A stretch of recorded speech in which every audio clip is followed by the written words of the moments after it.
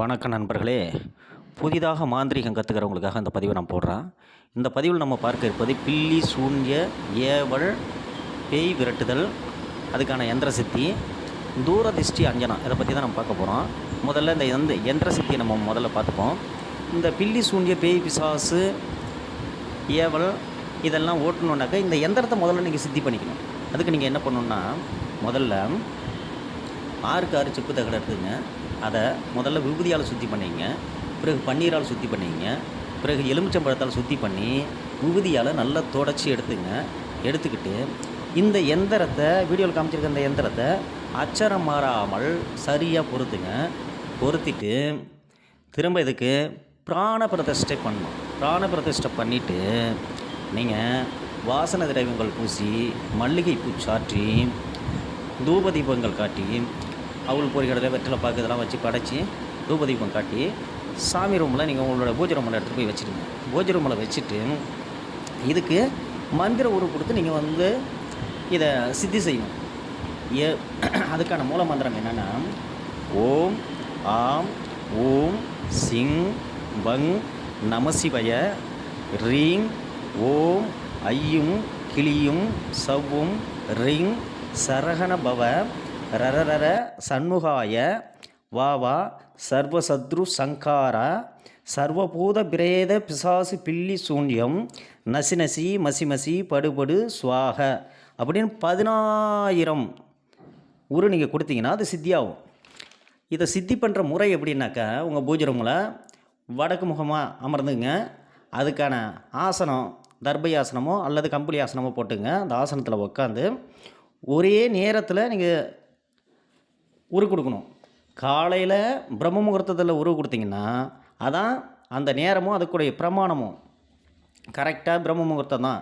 இரவில் கொடுக்குறீங்கன்னா, பகலில் கொடுக்க முடியலன்னா இரவில் கொடுக்குறீங்கன்னா, இரவில் எத்தனை மணி கொடுக்குறீங்களோ அதே டைம் 8 மணினா 8 மணி, 10 மணினா 10 மணி, இரவு 12 மணினா 12 மணி, இப்படி நீங்கள் கொடுத்து 10,000 தடவை கொடுத்தீங்கன்னா அது சித்தி ஆகிடும். இது சித்தி ஆனதுக்கு அப்புறம் நீங்கள் என்ன பண்ணுறீங்க, இதை பிரயோகப்படுத்தினாக்கா உங்கள்கிட்ட பில்லி சூன்ய காரணமாகவோ அல்லது ஏவலோ இல்லை பேய் பிடித்தவங்களோ அழைச்சிட்டு வர்றாங்கன்னு வச்சுங்க. அப்போ நீங்கள் என்ன பண்ணுறீங்கன்னா, இந்த எந்திரத்தை நீங்கள் எந்த இடத்துல பூஜை வச்சு வழிபாடு பண்ணிக்கிட்டு இருக்கீங்களோ அங்கே முதல்ல மண் தரையை மஞ்சள் நீர் தெளித்து தரையை சுத்தி செஞ்சதுக்கப்புறம் இந்த எந்திரத்தை கோலமாவு அல்லது அரிசி மாவால் வரைஞ்சிக்கிட்டு இதில் கொடுத்துருக்கிற மந்திர அக்ஷதங்களை சரியாக அதில் பொருத்திட்டு நீங்கள் என்ன பண்ணுறீங்கன்னா, இந்த 4 மூலையிலையும் எலுமிச்சம் பழத்தை அரிஞ்சு 4 மூலையிலையும் குங்குமம் தடவி வச்சுட்டு பேய் பிடிச்சிருக்காங்க பார்த்தீங்களா, அவங்கள அழைச்சிட்டு அதில் நடுவில் உட்கார வச்சுட்டு அவங்களுக்கு ஆத்மார்த்தமாக உள்ள தேவதை அல்லது அவங்களோட குலதெய்வமோ அவங்க எந்த தெய்வத்தை வழிபடுறாங்களோ அந்த தேவதையுடைய அந்த தெய்வத்தினுடைய ஃபோட்டோவோ அல்லது அதுக்குரிய எந்திரத்தையோ அவங்களுக்கு எதிரில் வச்சுட்டு நீங்கள் என்ன பண்ணுறீங்கன்னா, அதுக்குரிய பூஜையை கொடுத்துருங்க. அந்த தேவதைக்குரிய பூஜையை கொடுத்துட்டு இந்த எந்திரத்துக்கு என்ன பண்ணுறீங்கன்னா, வாழை இலை விரித்து அதில் அவள் பொரிகடலை, சர்க்கரை, தேங்காய் உடச்சி வச்சிங்க. கற்பூரம் தூபதீபம் காட்டிங்க. தூபதீபம் காட்டிக்கிட்டு முன்னாடி இந்த மந்திரம் கொடுத்துருக்கோம் பார்த்தீங்களா, இந்த மந்திரத்தை இப்போ நீங்கள் ஜெபிக்க ஆரம்பிக்கணும். 108 தடவை ஜெபிக்கணும்.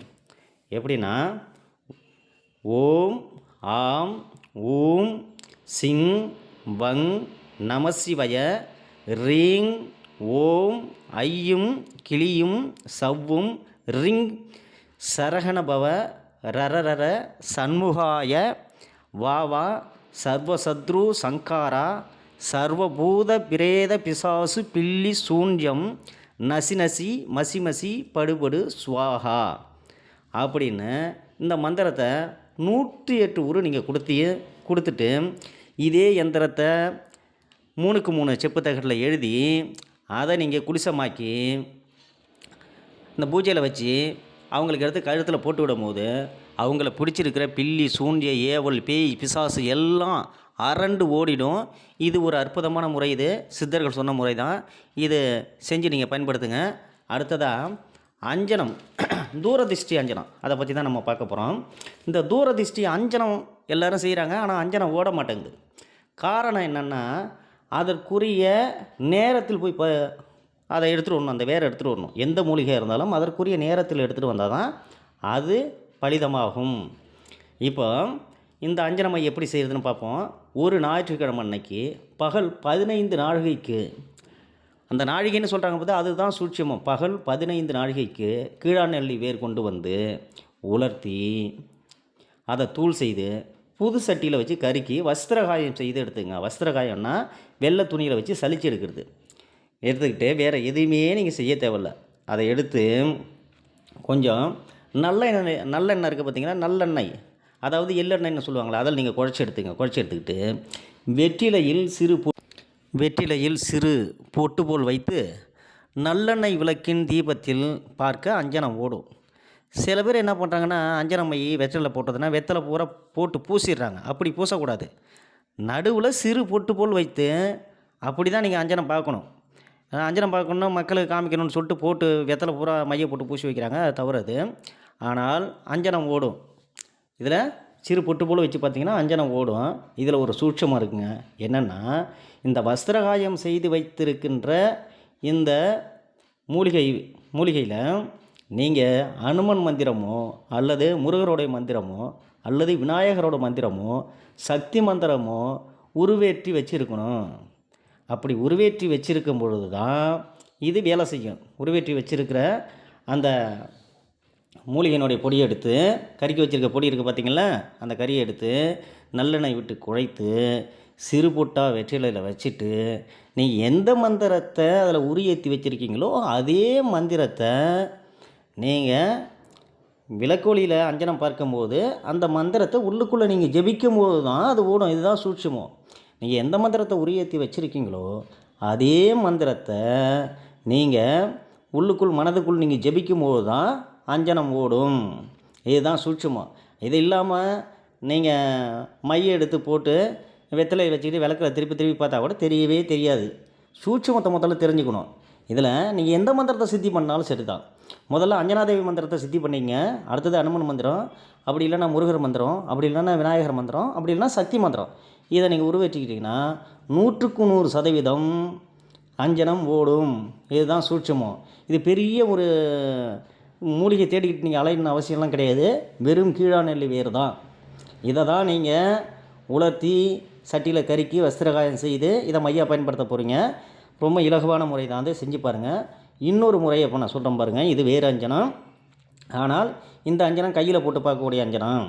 வெள்ளருக்கு வேர் கொண்டு வந்துட்டு புது சட்டியில் கருக்கி எடுத்து வெட்டுப்படாத உருண்டை மஞ்சள்னால் உங்களுக்கு தெரியுங்களா, விரலி மஞ்சள்ங்கிறது கோயிலெல்லாம் காப்பு கட்டுறதுக்காக வச்சுருப்பாங்க. இது விரலி மஞ்சள்.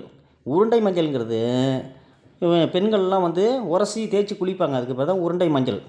அந்த உருண்டை மஞ்சளையும் சேர்த்து நல்லா இடித்து சித்தாமனுக்கு எண்ணெய் கொண்டு வந்து, அதில் தான் ஆமனுக்கு எண்ணெய்னு சொன்னால் வேறு எண்ணெய் கொடுத்துருவாங்க. அதில் நீங்கள் ஏமாற்றிட்டிங்கன்னா அஞ்சனம் ஓடாது, வேலை செய்யாது. நீங்கள் என்ன பண்ணுறீங்கன்னா, சித்தாமனுக்கு எண்ணெய் அதை நீங்களே கூட தயாரிச்சிக்கலாம்.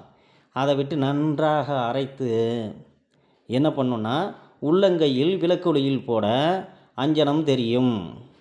உள்ளங்கையிலே பார்க்கலாம், அஞ்சனம் தெரியும். ஆனால் இந்த மூலிகை வேறு நீங்கள் கறியாக்கி வச்சுருக்கீங்க பார்த்தீங்களா, இந்த மஞ்சளையும் வந்து இடித்து சேர்த்து தானே வச்சுருக்கீங்க.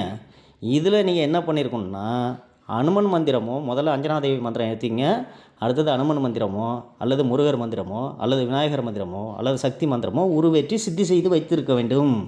அப்பொழுது தான் இது அஞ்சனம் ஓடும். இதை நீங்கள் என்ன பண்ணுறீங்கன்னா, புது சட்டியில் கறிக்கு எடுக்கும்போது உங்களுக்கு சிரமமாக இருந்துச்சுன்னா பச்சை கற்பூரம் போட்டுக்கலாம்.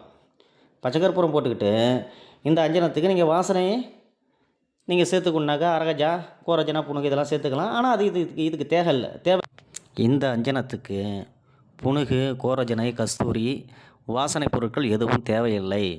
இதில் நீங்கள் என்ன பண்ணுறீங்கன்னா, வெள்ளையருக்கு வேறு எடுத்துகிட்டு வந்து புது சட்டியில் வச்சு கறிக்கு எடுத்துக்கிட்டு வெட்டுப்படாத உருண்டை மஞ்சளையும் சேர்த்து இடித்து சித்தாமனுக்கு எண்ணெய் விட்டு நன்றாக அரைச்சி நீங்கள் உள்ளங்கையில் வச்சு விளக்கொலியில் பார்த்தீங்கன்னாக்கா அஞ்சனம் ஓடும். ஆனால் அதுக்கு முன்னாடி நான் சொன்னது மாதிரி அஞ்சனாதேவி மந்திரம், அனுமன் மந்திரம் அல்லது முருகர் மந்திரம் அல்லது விநாயகர் மந்திரம் அல்லது சக்தி மந்திரம் இதை ஏற்றி வச்சுக்கணும். ஏற்றி வச்சுக்கிட்டிங்கன்னா தான் அஞ்சனம் ஓடும். இதை ஏற்றி வச்சதும் அல்லாமல் அந்த அஞ்சனத்தை எடுத்து நீங்கள் கையில் உள்ளங்கையில் போட்டு பார்க்கும்போது, நீங்கள் எந்த மந்திரத்தை உரியேத்தி வச்சுருக்கீங்களோ, அந்த மந்திரத்தை நீங்கள் உள்ளுக்குள்ளே ஜெபிக்கணும். ஜெபிக்கும்போது தான் 2 இதுக்கும் கனெக்ட் ஆகி அஞ்சனம் ஓடும். எங்கே என்ன நீங்கள் எதை தேடுறீங்களோ, எதை பார்க்குறீங்களோ அது கண்டிப்பாக தெரியும். அதில் தெரியும். இதில் எந்த விதமான மாற்றமும் இல்லை. செய்து பயன்படுத்துங்கள். அடுத்தடுத்த காணொளியில் நம்ம சந்திப்போம்.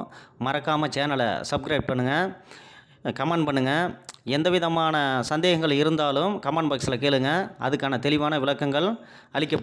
மாந்திரீகம் சம்பந்தப்பட்ட பொருட்கள் தேவை என்றால் அணுகவும். நன்றி, வணக்கம்.